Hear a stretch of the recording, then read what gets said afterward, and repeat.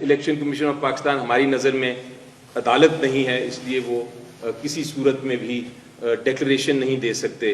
کسی کو ڈسکوالیفائی کرنے کی آرٹیکل 62(1)(f) کے۔ ہر تحائف کی قیمت ادا کی تھی عمران خان صاحب نے، تو یہ الزام نمبر 1 غلط ہے۔ دوسری چیز یہ کہ ڈکلیئر نہیں کیا، وہ ہم نے 2018، 19، 20، 21 والے جو سٹیٹمنٹ بھی دکھا دیے اور جو ٹیکس ریٹرنز تھے اس میں بھی دکھا دیا کہ وہ ڈکلیئر کیا تھا۔ یہ اسپیکر صاحب کے پاس جب معاملہ گیا تو انہوں نے نہ خان صاحب کو بلایا، نہ سنا، نہ حقائق دیکھے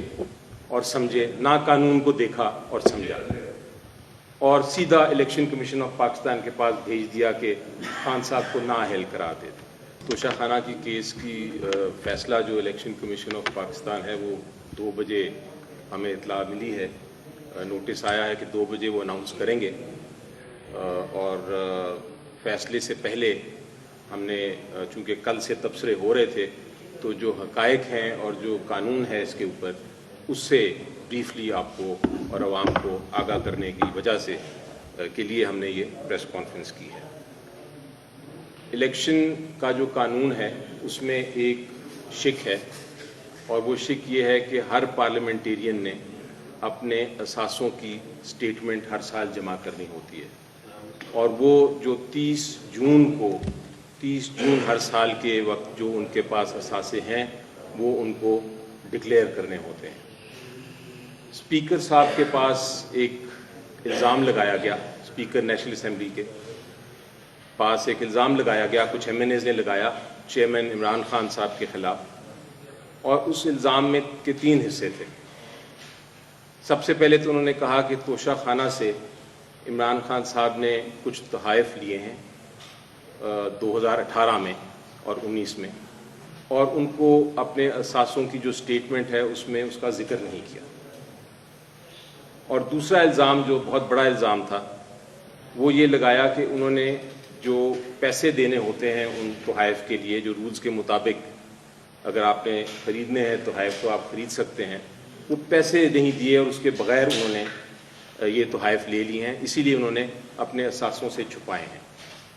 اور تیسری چیز یہ کہی گئی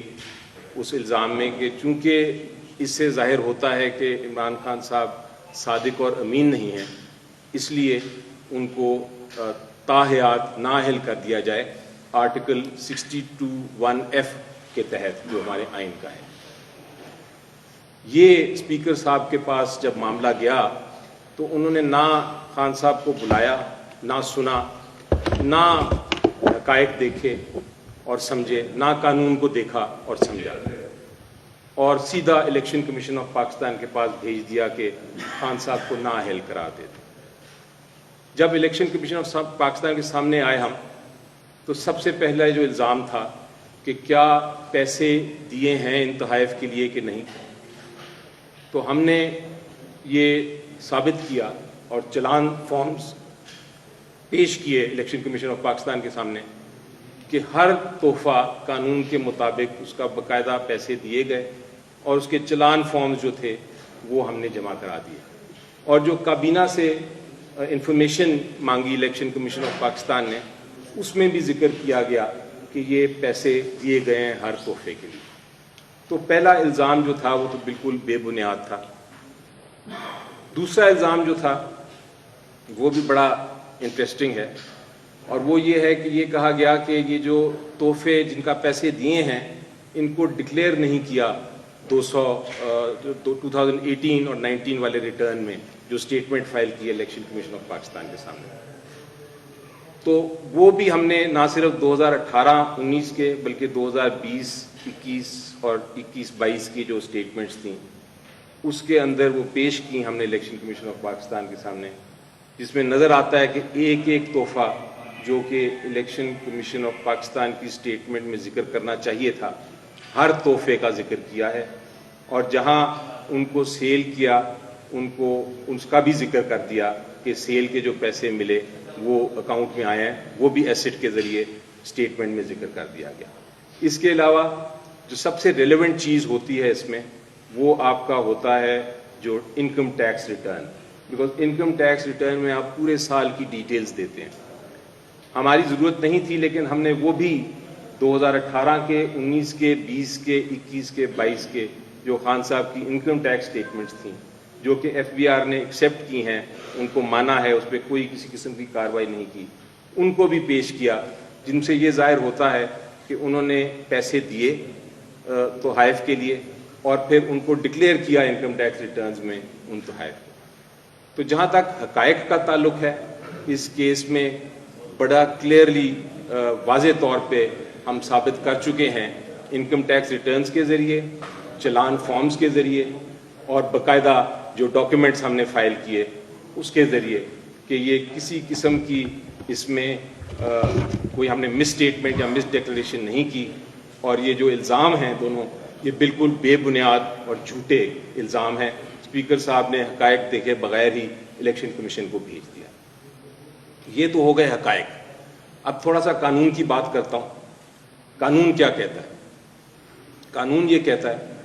کہ آرٹیکل 62(1)(f) آپ سب کے سامنے ہے اور آپ نے پڑھا بھی ہے اور اس پہ بڑی ڈسکشن بھی ہوئی ہے. آرٹیکل 62(1)(f) جو آئین کا ہے وہ یہ کہتا ہے کہ اگر کوئی عدالت, اور میں ایمفسائز کرتا ہوں عدالت پہ, اگر کوئی عدالت یہ فیصلہ کرتی ہے کہ کوئی پارلیمنٹیرین صادق اور امین نہیں ہے تو پھر اس کو تاحیات نااہل کیا جا سکتا ہے. عدالت اگر فیصلہ ایسا نہیں کرتی تو کوئی شخص, کوئی الیکشن کمیشن آف پاکستان, کوئی اور انسٹیٹیوشن نااہل قرار نہیں دے سکتی کسی پارلیمنٹیرین کو.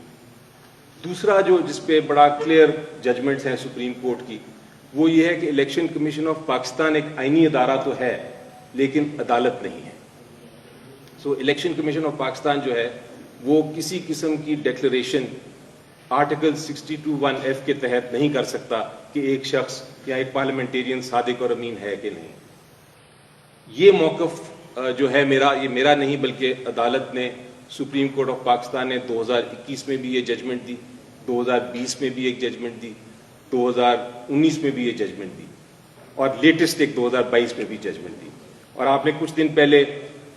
Observation chief justice of Pakistan کی بھی سنی تھی جس میں انہوں نے یہ کہا کہ یہ صرف آرٹیکل 62(1)(f) کی جو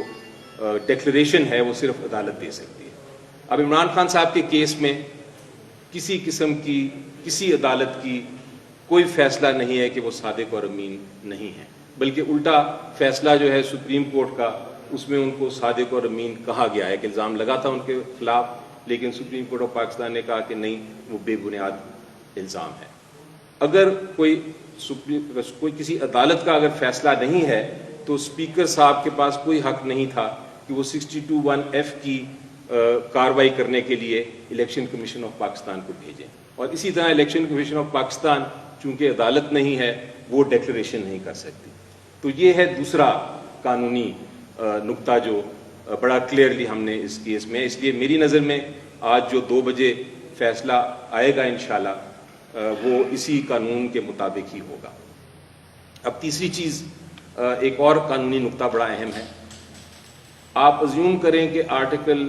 ایک پارلیمنٹیرین ایک سٹیٹمنٹ دیتا ہے اپنے ایسٹس کی, اپنے اثاثوں کی, اور غلطی سے یا جان بوجھ کے اس میں کوئی چیز نہیں دیتا. تو الیکشن کمیشن آف پاکستان کے پاس کیا اختیار ہے؟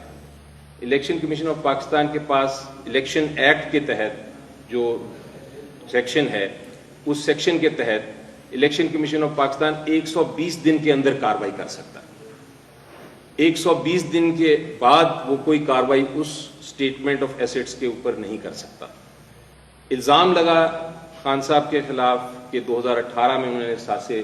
نہیں ڈکلیئر کیے. میں نے بتایا کہ وہ ڈکلیئر بھی کیا, اور نمبر 2 یہ بھی بتا دیا کہ آرٹیکل 62(1)(f) لاگو بھی نہیں ہوتا. لیکن اس کے باوجود